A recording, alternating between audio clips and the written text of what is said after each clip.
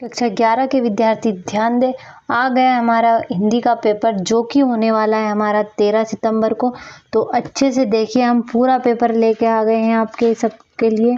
तो देखिए और पूरा पेपर बिना समय गवाए हम देखते हैं और आंसर करते हैं।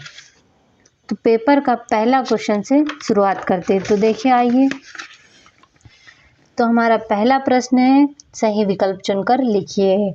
देखते हैं, लता मंगेशकर जी के पिता का नाम था। तो लता मंगेशकर के पिताजी का नाम क्या था? दीनानाथ मंगेशकर। अगला है, प्रेमचंद जी का मूल नाम था। तो प्रेमचंद जी का मूल नाम था गणपत राय। अगला है, मीरा के आराध्य प्रभु हैं। तो मीरा के आराध्य प्रभु कौन है? श्री कृष्ण है। अगला है, कबीर ने ईश्वर के कितने रूप माने? तो कबीर ने ईश्वर के एक रूप माना है। अगला है, मीरा ने श्री कृष्ण को किस रूप में स्वीकार किया है? तो मीरा ने श्री कृष्ण को अपने पति के रूप में स्वीकार किया है। इसका अगला है, महाकाव्य में सर्गों की संख्या होती है। तो कितनी होती है? 8 या 8 से अधिक होती है।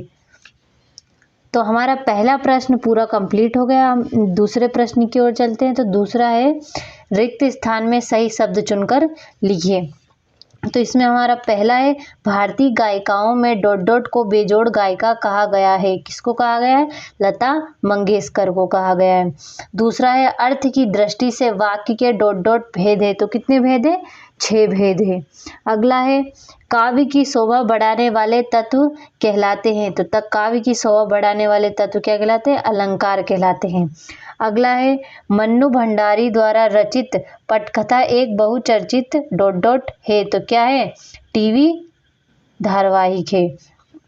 अगला है, जयशंकर प्रसाद डॉट डॉट कवि हैं। तो किसके कवि हैं? छायावादी कवि हैं। छायावाद के प्रमुख स्तंभ डॉट डॉट है। तो कितने हैं? 4 है। अगला है, कबीरदास जी ने ईश्वर की सत्ता डॉट डॉट मानी है। कितनी मानी है? 1 मानी है।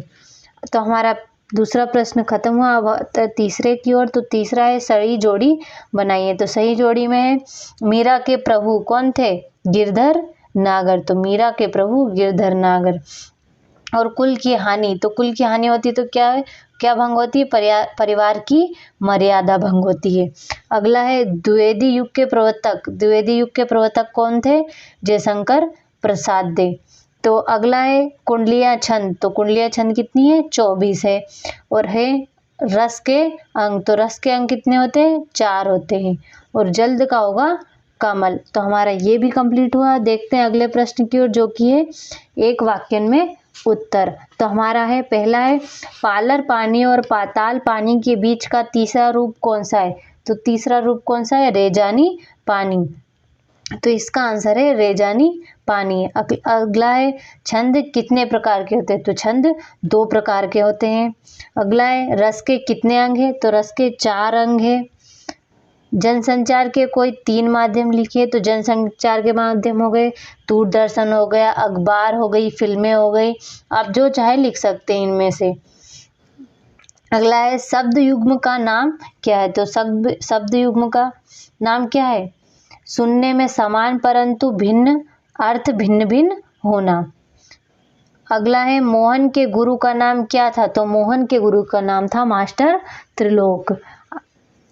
नीचे वाला है, लास्ट वाला है, मीरा किसको आराध्य मानती थी? तो अभी आपने देखा कि मीरा श्री कृष्ण को अपना आराध्य मानती थी। तो ये कंप्लीट हुआ। अगला है, सत्य सत्य लिखिए। तो इसमें बीजक सूरदास जी की रचना है। तो ये है असत्य। सुमित्रानंद पंत छायावाद के महत्वपूर्ण स्तंभ है। ये सत्य है। भारत में टेलीविजन की शुरुआत 15 सितंबर 1959 को हुई थी। ये भी सत्य है। अगला है, भागीरथी, मंदाकिनी, सूरसारी इत्यादि शब्द गंगा के पर्यायवाची है। तो ये भी सत्य है। रस के प्रक्षर 4 है। ये भी असत्य है। काव्य की शोभा बढ़ाने वाला रस कहलाता है। तो ये गलत है। क्या कहलाता है? अलंकार कहलाता है। तो ये भी असत्य हुआ। तो हमारा 5वां कंप्लीट हुआ। अब आ गया हमारे 6ठा प्रश्न, जो कि है, मीरा की कृष्ण की उपासना किस रूप में करती थी? बाकी प्रश्न आपको अपनी कॉपी में से देखने, ये सारे हो गए। देखिए, भक्ति काल की विशेषता बतानी है, कहानी तत्वों के नाम लिखने हैं और ये जनसंचार के माध्यम बताने हैं। ये सारे आपको अपनी बुक में से कंप्लीट करने हैं। ये शब्द शक्ति कितने प्रकार के होते हैं, इनको अच्छे से स्क्रीनशॉट लेकर कंप्लीट करिएगा। ये रचनाएं हो गई, परिचय हो गए, सारे परिचयों को महाकाव्य की समस्त विशेषताएं हैं। इस सभी को आपको अच्छे से पढ़कर अपनी कॉपी में से करना है। तो सारे प्रश्न हमारे स्क्रीनशॉट लेकर अच्छे से कंप्लीट करिए।